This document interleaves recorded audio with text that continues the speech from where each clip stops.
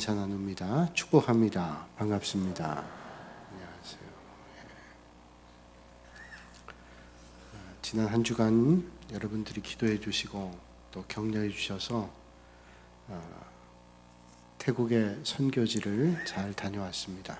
특별히 태국의 남부 지역에 해당이 되는, 태국에서는 가장 선교가 안 된다고 하는, 그래서 0.1%가 크리스찬이 있는 불교 국가에서 가장 선교가 안 되고 있는 남부의 팡아 지역, 파놈, 그 다음 수라타니 지역을 잘 다녀왔습니다. 기도해 주신 여러분 감사를 드리고, 이 일을 통해서 우리 교회가 더욱더 선교하는 교회, 하나님께서 원하신 일들을 감당하는 교회가 될 수 있기를 소망하며 하나님의 은혜를 나눌 수 있는 여러분들이 되시기를 주님의 이름으로 축복합니다. 미국의 애플 컴퓨터의 창시자는 스티브 잡스라고 하는 거 우리가 잘 압니다. 스티브 잡스가 얼마 전에 56살 젊은 나이인데도 췌장암을 여러 해 동안 앓다가 죽었습니다. 이 애플의 스티브 잡스가 처음에 경영 시작할 때 물건은 참 잘 만들었는데 마케팅이 좀 부실했던 것 같습니다. 그래서 생각했던 것만큼 잘 되지 않고 침체에 빠져 있을 때 이 잡스가 생각하기를 누군가 좀 마케팅의 귀재를 좀 영입하면 좋겠다 하는 생각을 하는 가운데 펩시콜라의 당시의 부사장이었던 존 스컬리라고 하는 사람이 떠올랐습니다. 그래서 이 존 스컬리라고 하는 사람에게 상당한 보상과 지위와 또 보장을 해주면서 자기 회사에 들어와서 잡스와 같이 공동 경영자가 되기를 요청을 합니다. 근데 존 스컬리라는 사람은 이미 펩시콜라라는 회사의 부사장이 됐고 나중엔 38살 나이에 사장이 됐던, CEO가 됐던 사람이에요. 근데 이 사람이 아무리 좋은 조건을 제시한다 할지라도 자기도 이미 높은 지위에 있고 많은 것들을 누리고 있는데 거기에 전혀 미동하지 않았습니다. 근데 이 존 스컬리라고 하는 사람은 아주 능력이 탁월했던 사람이면 틀림이 없습니다. 왜냐하면 당시에 가장 인기가 있었던 코카콜라 회사의 1등 자리를 제치고 그걸 끌어내리고 펩시콜라가 1등을 차지했습니다. 여러분 기억 속에도 몇십 년 전에 제 기억에도 기억이 나는데, 우리 콜라 그러면 그냥 코카콜라 그렇게 얘기를 하지만 펩시콜라가 그 1위를 탈환하게 된 데는 제가 광고도 기억이 나요. 또 길을 지나면서도 본 적이 있습니다. 서울 명동에 그 펩시콜라에서 콜라를 꺼내놓고는 다른 회사 거죠. 코카콜라죠. 다른 회사 콜라를 따라놓고 자기네 콜라를 따라놓고는 지나는 사람들이 눈을 가리고 콜라를 맛보게 하는 겁니다. 그래서 아무 선입관 없이 그냥 맛으로만 어떤 게 맛있냐, A냐 B냐 평가해서 그 평가의 결과를 내렸는데 펩시콜라를 결정한 사람들이 훨씬 압도적으로 많았어요. 그래서 그걸 광고를 했습니다. 이거 보십시오. 눈 가리고 먹으니까 펩시콜라가 제일 맛있습니다. 그래서 1위 자리를 탄환했어요. 그리고 또 집에 가서 먹기 쉽게 패키지를 해가지고 그 병들을 다양하게 해서 사람들의 호감을 갖게 해서 1위 자리를 얻게 됐습니다. 펩시콜라가. 그런 실력을 가지고 있는 사람이 존 스컬리라는 사람이에요. 어떻게 해서라도 이 사람을 영입해야 되겠다. 그런데 꼼짝을 안 하는 겁니다. 근데 이 스티브 잡스가 아주 유명한 말이죠. 이 말을 해서 이 존 스컬리를 영입하게 됐습니다. 하루는 존 스컬리에게 스티브 잡스가 이런 말을 했다 그래요. 당신은 설탕물이나 팔면서 당신의 인생을 허비하겠습니까? 아니면 나와 함께 이 세상을 바꿔보지 않겠습니까? 당신 콜라, 그 설탕물 파는 걸로 인생을 낭비하겠어요? 그렇지 말고 이 컴퓨터를 가지고 우리가 잘 개발을 해서 세상을 바꾸는 일을 합시다.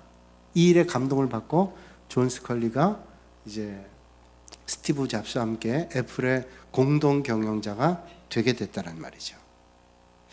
이 말은 우리에게 이런 생각하게 됩니다. 우리는 어떤 사명을 가지고 살아야 될까? 우리 스스로에게 물어보죠. 나는 지금 살아온 그대로 그냥 편안하게 사는 것이 올바른 삶일까? 아니면 힘겹고 어렵다 할지라도 보다 의미 있고 가치 있는 인생을 살다가 하나님 앞에 갈 것인가?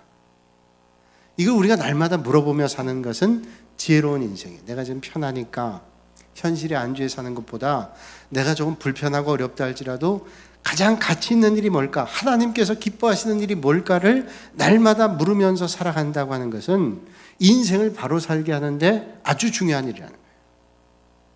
오늘 우리는 가장 가치 있는 인생을 살다가 간 사람을 만나게 되는데 바울이라고 하는 사람이에요. 오늘 본문 말씀은 이제 바울이 3차 전도여행을 거의 끝내고 이제 에베소 3년 사역을 마감하면서 밀레도 항에서 에베소 교회를 떠나면서 에베소 교회 지도자들, 장로들을 불러놓고 마지막 작별 인사를 나누던 중에 나왔던 말씀입니다. 바울은 지난 날들의 삶 그리고 오늘까지의 삶을 돌아보면 내가 살아간 인생이 모든 것이 주님께서 맡기신 사명 때문이었다고 고백을 해요. 내가 내 어떤 영광을 위해서, 내가 삶의 어떤 이름을 위해서, 많은 것들을 누리기 위해서 살아갔던 것이 아니라 내 인생의 목표는 오직 하나님께서 맡기신 사명을 따라서 살았다. 그런 고백이죠.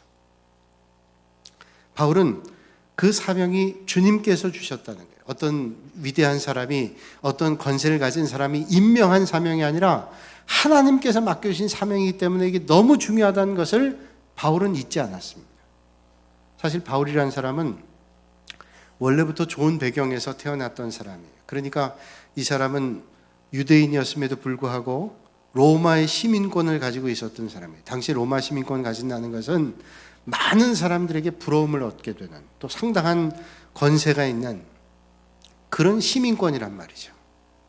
오늘 미국 시민권 가지면 얻게 되는 혜택들이 몇 가지가 있는데 그것과는 비교할 수 없을 정도로 막강한 권세가 있는 것이 로마의 시민권입니다.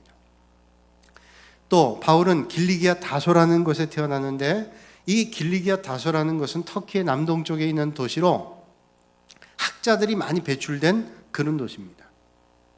이 바울도 그런 도시에서 학문을 배웠고 또 뛰어난 율법의 실력을 가지고 있었기 때문에 당시 바리새 학파의 거성이었다고 하는 가말리알 문화에서 학문을 배웠던, 그것도 수제자였던 바울이었단 말이죠.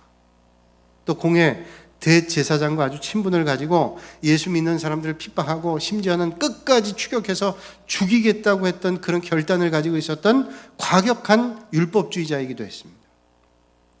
그랬던 그가 다메섹 도상에서 부활하신 예수 그리스도를 만난 다음에 인생이 완전히 바뀌어지게 되고 예수 그리스도로 말미암는 사명을 갖게 됩니다. 그래서 그는 그 다음부터 인생이 사명자의 삶으로 바뀌어지게 됐다는 거죠. 바울은 주님께서 맡기신 사명을 붙잡게 될 때 그가 가지고 있었던 기득권을 다 내려놨습니다. 그가 가지고 있던 학문, 그가 가지고 있던 시민권, 그가 가지고 있던 권세 다 내려놨습니다. 그리고 그걸 마치 배설물과 같이 여겼다. 똥이나 오줌으로 여길 정도로. 오직 주님께서 맡기신 사명이 그것과 비교할 때는 비교할 수 없는 위대한 것이라는 사실을 그는 고백했다는 사실이에요. 빌립보서 3장 7절로 9절에 말씀하죠.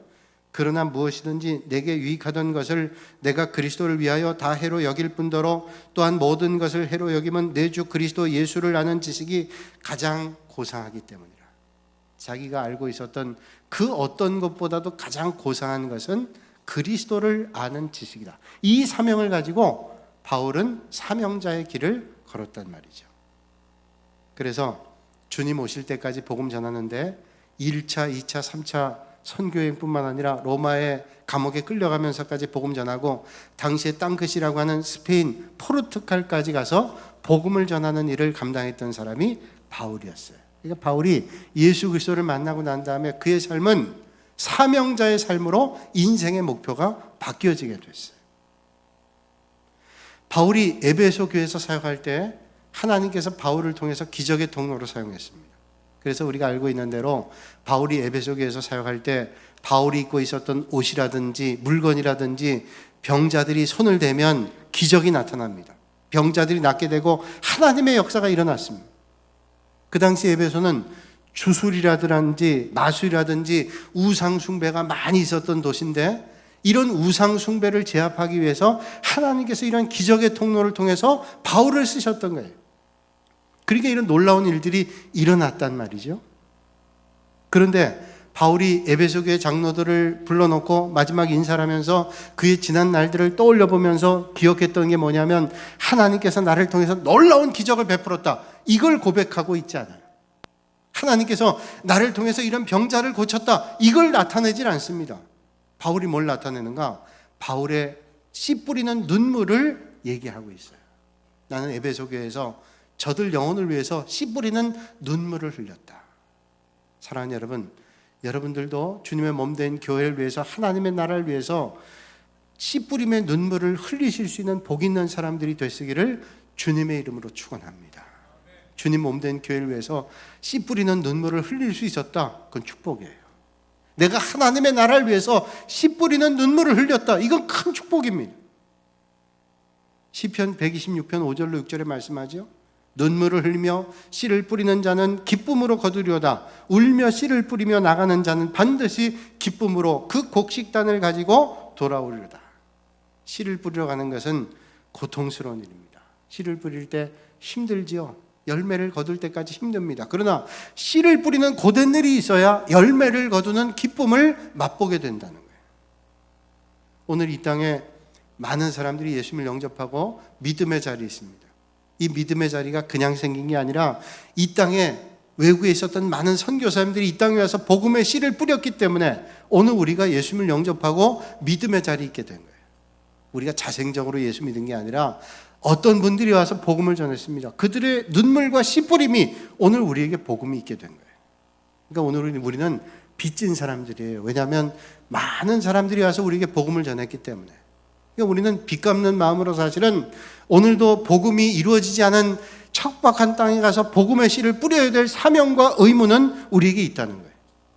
우리는 예수님을 영접하고 믿음 가운데 있는데 아직도 예수님을 알지 못하는 사람들에게 우리가 누군가를 통해서 예수님을 영접하게 된 것처럼 전해야 될 사명이 있어요. 우리가 잘못 생각하면 아니 우리 이 땅에 예수 믿는 사람들도 다 믿지 않는데 이 땅에 있는 사람 먼저 복음 전해야지. 그것도 해야 될 일이에요. 그런데 그렇게 됐다면 거꾸로 생각한다면 이 땅에 우리는 복음이 이루어지지 않을 수 있었어요. 왜? 외국에 있는 사람들이 자기 나라 사람들에게 복음 다 전하고 이 땅에 복음 전한다면 어떻게 우리가 복음을 만날 수 있었겠어요? 우리도 예수님을 전해야 되지만 이방의 땅에 있는 많은 사람들에게 복음 전해야 되는 건 마땅한 사명이고 책임이라는 사실이죠. 1885년, 1884년에 선교사님들이 들어왔어요. 특별히 1885년에 정식 선교사님들이 들어오죠. 그 전에 알렌이 의료 선교사로 왔지만 사실은 1885년 부활절 아침 4월 6일에 인천의 제불포항에 언더우드 장로교 선교사와 아펜셀러 감리교 선교사가 들어왔습니다.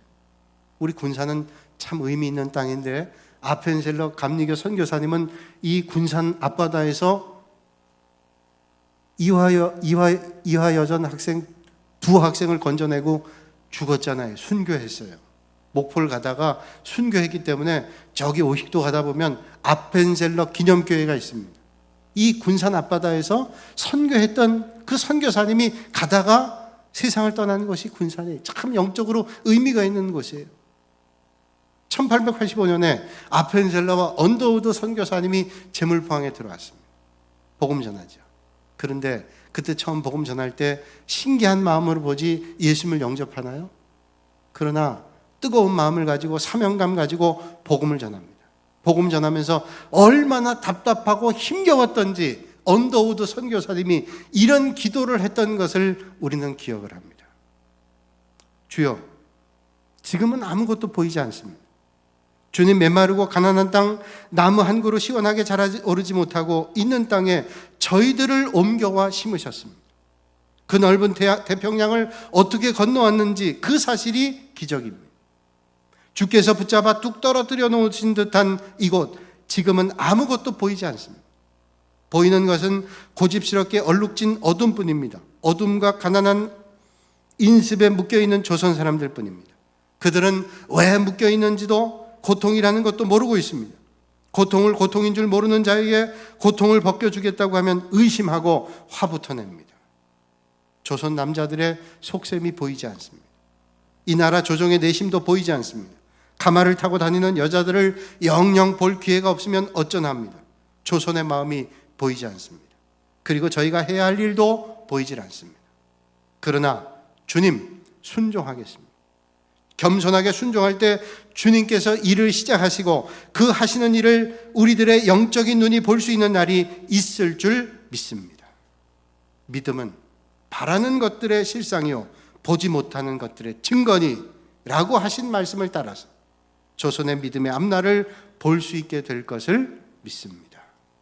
지금은 우리가 황무지에 맨손으로 서 있는 것 같사오나, 지금은 우리가 서양 귀신 양귀자라고 손가락질을 받고 있사오나, 저희들이 우리 영혼과 하나인 것을 깨닫고 하늘나라의 한 백성 한 자녀임을 알고 눈물로 기뻐할 날이 있음을 믿나이다.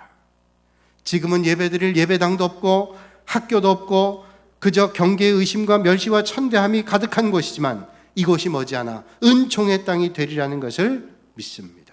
주여, 오직 저의 믿음을 붙잡아 주시옵소서. 그 당시에는 전혀 복음이 전파될 것 같지가 않았어요. 그런데 여러분 보세요. 1910년도에 영국의 에딘버러에서 선교사 총회를 엽니다. 그 선교사 총회를 열 때 그 선교사 총회 한국 선교사님이 보고할 때 그때 복음 전한 지 얼마 됐어요? 한 20여 년 됐는데 그 한국의 선교사님이 보고하기를 앞으로 얼마 안 있어서 한국은 세계의 선교사를 파송하는 위대한 나라가 될 겁니다. 보고를 했어요. 100년 전에.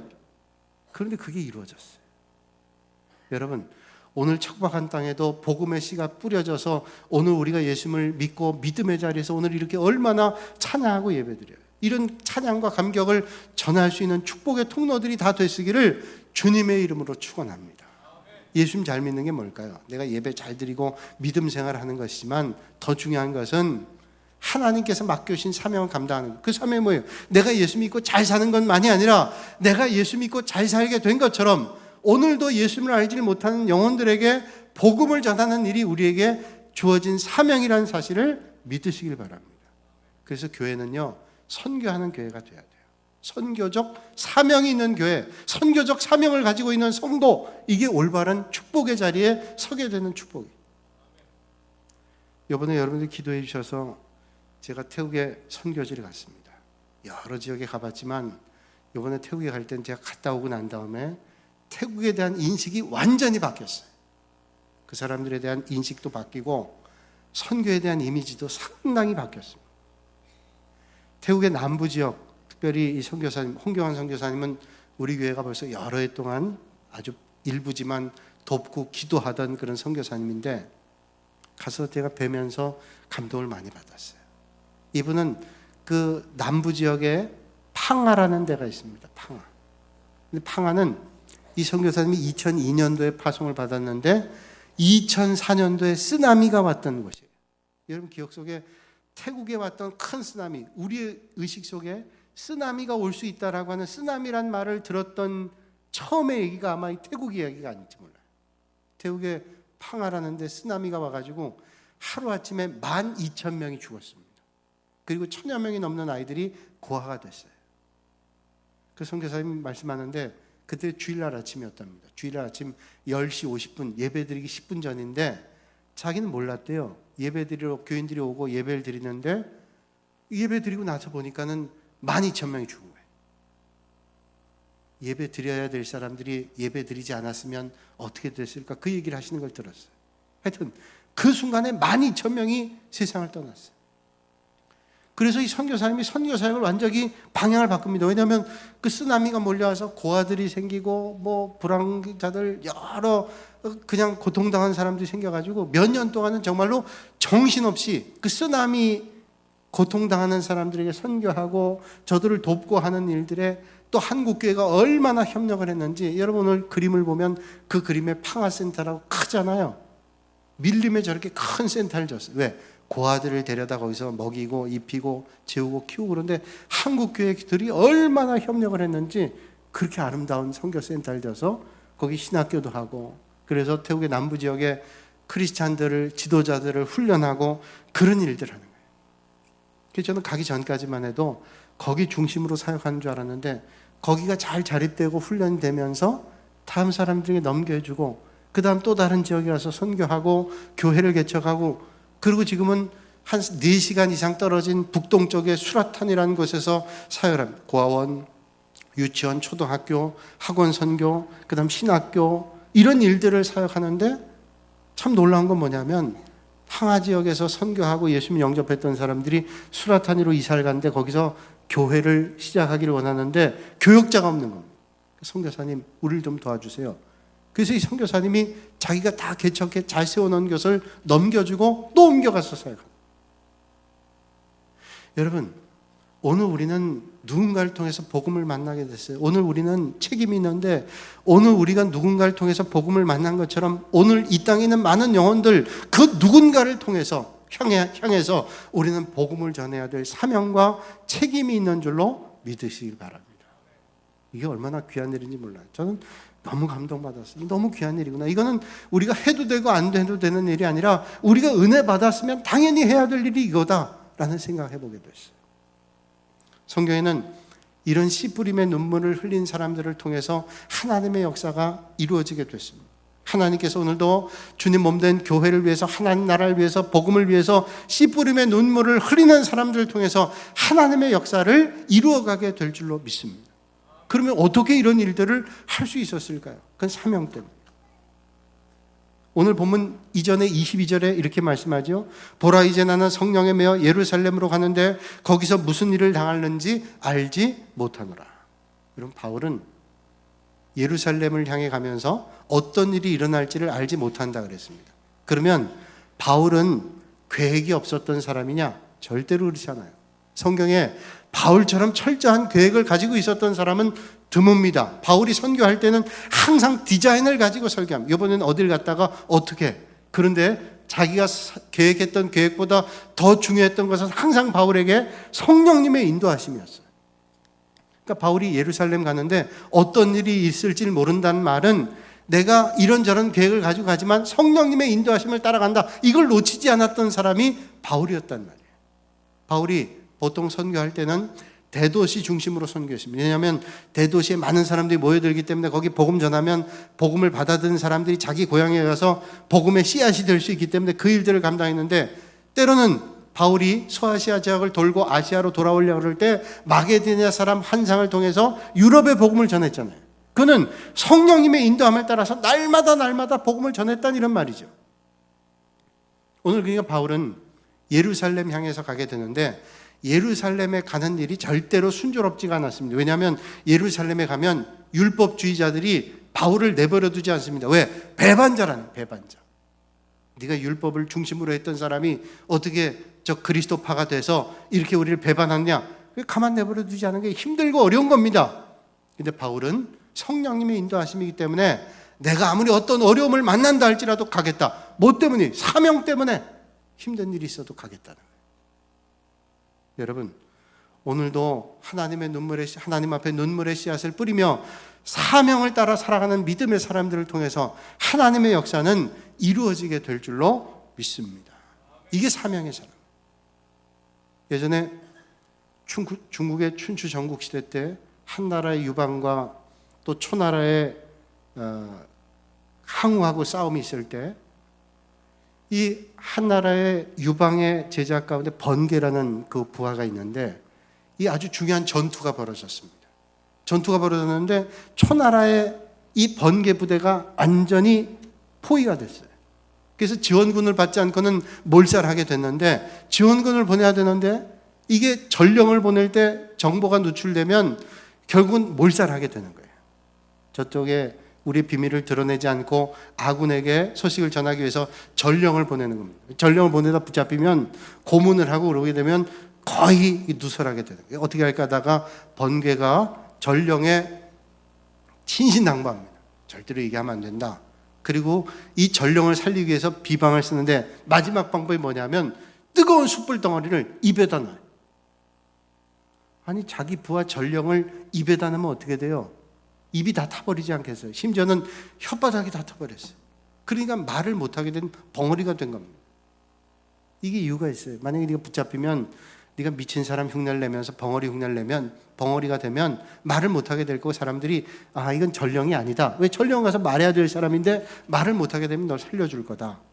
아 정말로 이 사람이 가다가 붙잡혔습니다. 초나라 병사에.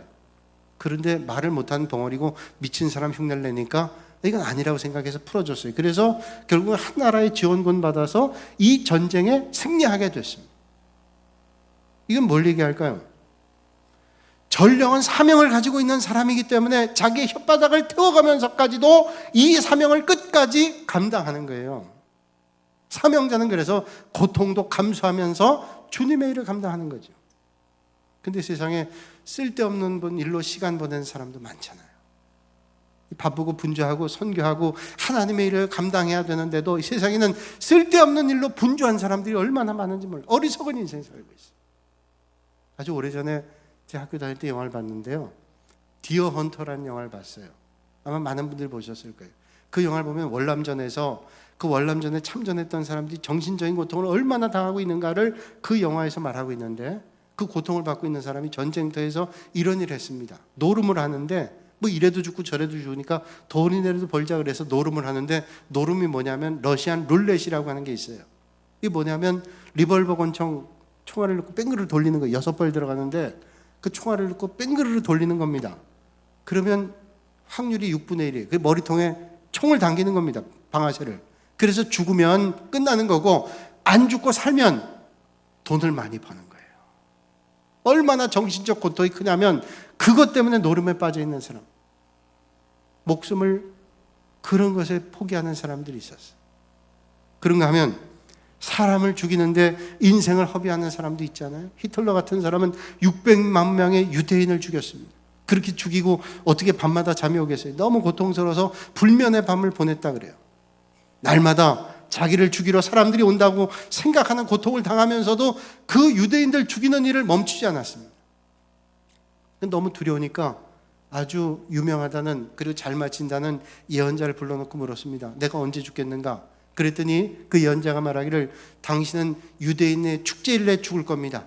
유대인의 축제일에 내가 죽는다. 그러면 그 유대인의 축제일이 언제냐? 물었어요. 그랬더니 그분이 대답하기를 유대인의 축제일이 언제인지 모르지만 분명한 것은 당신이 죽는 날은 유대인의 축제일일 거라. 그건 무슨 말이에요? 히틀러가 죽는 날은 유대인들이 잔치하는 날이라는 거예요. 이게 얼마나 불쌍한 인생이에요. 그 인생이 죽는 날 모두가 축하하고 축제하는 날이다. 어리석은 인생을 살았기 때문에. 여러분 어떤 인생 사시겠어요? 바울은 밀레도 항에서 에베소 장로들을 불러놓고 마지막에 이런 말 하잖아요. 24절에 내가 달려갈 길과 주 예수께 받은 사명 곧 하나님의 은혜 복음 증언하는 일을 마치려 하면은 나의 생명조차도 조금도 귀한 것으로 여기지 아니하노라. 복음 전하는 일에 자기 생명조차도 전혀 귀한 것으로 여기지 않는데 여러분 여러분에게 있어서 오늘 가장 중요한 게 뭐예요? 아, 나는 물질이 중요해. 말은 안 해도 그렇게 생각하는 사람 계실 거예요. 아, 난 명예가 중요해. 나는 권세가 중요해. 그런데 여러분 아무리 중요한 게 많이 있다 할지라도 생명 중요할 거예요. 그런데 바울은 복음 전하는 일이 생명보다도 더 중요하다고 말씀했고 그 말씀대로 그는 생명조차도 귀한 것으로 여기지 않고 주님의 일을 감당했어요. 그런데 그 생명조차도 귀한 것 여기지 않고 복음의 사명을 감당한 바울을 하나님께서 인도하신다는 사실을 믿으시길 바랍니다.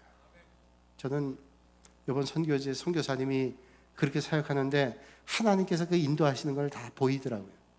여러분 하나님의 나라를 위해서 하나님 역사를 위해서 사명감 가지고 최선 다하면 하나님께서 여러분들의 걸음도 인도해 주실 줄로 믿습니다. 이스라엘 백성들이 40년 광야 생활하고 이제 요단강을 목전에 뒀어요. 저기만 건너가면 가나안 땅에 들어갑니다. 그런데 하필이면 이때가 요단강이 범람할 때 홍수로 건너야 되는데 물이 너무 많은 겁니다. 너무 두려운 겁니다.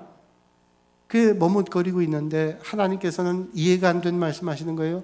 법궤를 지고 있는 저들을 요단 강물에 발을 담그도록 하라는 겁니다. 그 물이 출렁거리고 있는데 거기를 뛰어들라는 거예요. 그 죽는 거 아닙니까? 그런데 주님 말씀하시는 거예요. 제사장 4사람이 법궤를 메고 있는데 발을 내딛어요. 그랬더니 요단 강이 갈라져요.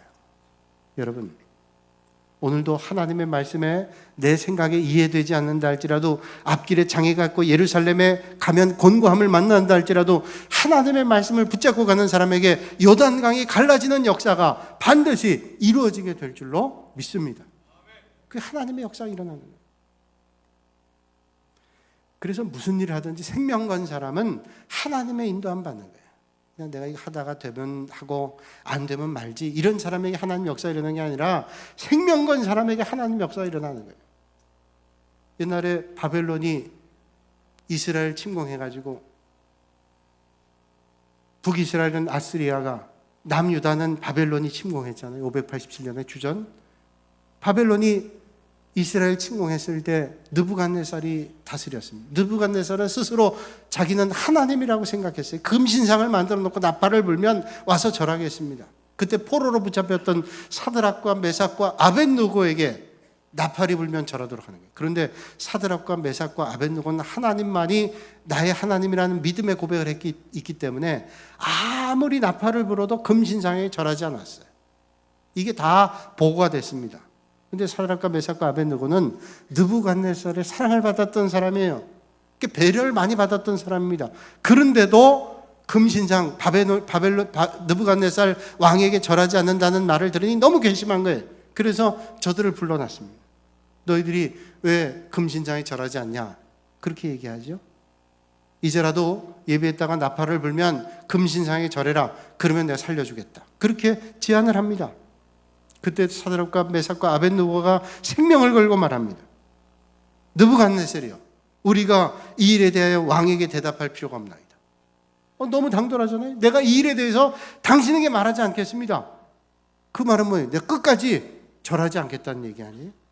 우리가 섬기는 우리 하나님이 우리를 극렬히 타는 풀무 가운데서 능히 건져내시겠고 왕의 손에서도 건져내시리다.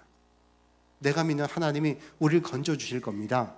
그걸 믿었어요. 근데 그 다음에 보세요. 더 중요한 말합니다. 그리 아니하실지라도 왕이여, 우리가 왕의 신들을 섬기도 아니하고 왕의 세우신 금신상에 절하지도 아니할 줄 아옵소서. 다니엘서 3장 16절 말씀이에요. 하나님께서 나를 건져줄 줄로 믿습니다, 우리를. 그러나 그리 아니하신다 할지라도 우리는 절대로 당신의 금신상에는 절할 수 없습니다. 이게 믿음의 절개, 사명자의 삶이었다는 거예요. 그런데 여러분, 풀무불에 던졌더니 타 죽었던가요? 성경은 말씀하시기를 타는 냄새조차도 나지 않았대요.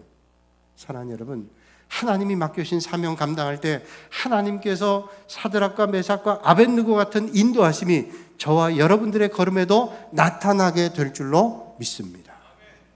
뿐만 아니라 느부갓네살 뒤를 이었던 다리오 왕 때 바벨론이 하나님에게만 기도하는 일들을 게을리하지 않았어요. 그랬더니 주변 사람들이 미워하죠. 다니엘에게도 협박을 합니다. 그 칙령을 내려서 기도하면 죽이겠다 그랬어요. 그런데 사자굴에 던졌던 다니엘도 죽임당하지 않고 하나님의 인도하심으로 하나님의 역사를 이루었다는 사실이에요. 여러분, 생명조차도 귀하게 여기지 않는 게 사명이에요. 오늘도 하나님께서 우리 교회를 향하여, 오늘 우리를 향하여 맡겨주신 사명을 잘 감당하실 수 있기를 주님의 이름으로 축복합니다. 이제 말씀 마칩니다. 이 땅에 살면서 사명이 없는 사람은 아무도 없습니다. 할 일 다 해야 칭찬과 상급이 있습니다. 주님께서 맡겨주신 사명을 가장 귀한 걸로 알고 이 복음을 전하는데 부끄러움이 없는 삶을 사시고, 오늘도 하나님 맡겨주신 사명을 잘 감당하여 이 땅에서도 잘 되고 영원한 하나님 나라에서 칭찬받으시는 저와 여러분들이 다 되시기를 주님의 이름으로 축원합니다. 거룩하신 아버지 하나님, 날마다 우리의 걸음을 인도하시고 예수 그리스도를 믿음으로 오늘도 믿음의 자리에 있게 해주신 것 감사를 드립니다. 오늘 우리가 믿음의 자리에 있게 한 것은 오늘도 누군가를 통해서 복음을 받게 하고, 그래서 오늘 우리가 믿음의 자리에 있게 된 것을 기억하며 감사를 드립니다. 오늘 우리가 누군가를 통해서 예수님을 영접하게 된 것처럼 이 땅에 있는 누군가를 위해서 복음의 씨를 눈물로 흘릴 수 있는, 뿌릴 수 있는 저희들 모두가 되게 하여 주시옵소서. 예수님의 이름으로 기도하옵나이다. 아멘.